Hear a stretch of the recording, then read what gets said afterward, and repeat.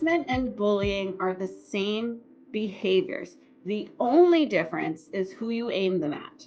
So I want you to start thinking about things like bullying very differently. It's not a question of lawful or unlawful.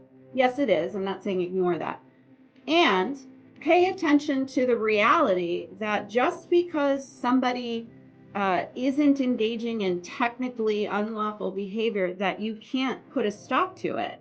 And I think that's a conundrum HR is sort of in, where they feel like, well, I can't really regulate this behavior, or I can't really convince the CEO that we should regulate the behavior because it's not unlawful. But if you think about all of the things that people do that get themselves fired, a lot of the things that people get fired over are not unlawful. Being late, missing reports, bad customer service, right? So it's really important to me that you hear that while we do have to pay attention to compliance, that's not how bad behavior works in reality. And so we need to pull back from that question of, is it lawful or unlawful?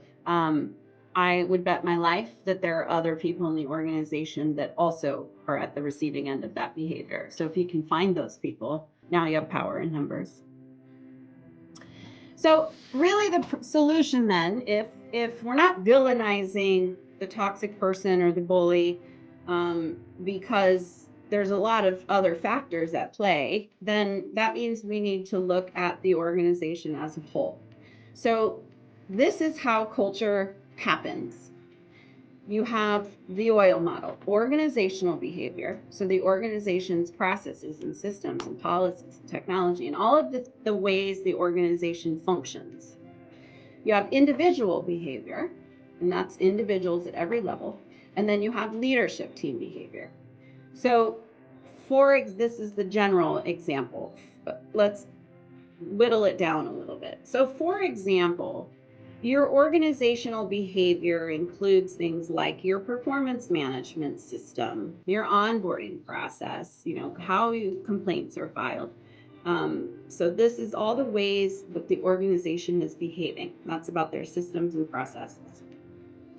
So work with a team of people from within your organization, not necessarily all leaders. You want it to be people from various levels, and you create an action plan with them.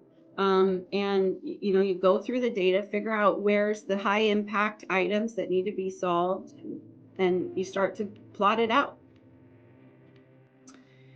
And then of course you need to create accountability for good behavior. So lots of organizations do training, but don't really, hold people accountable to the training that the employees have gotten.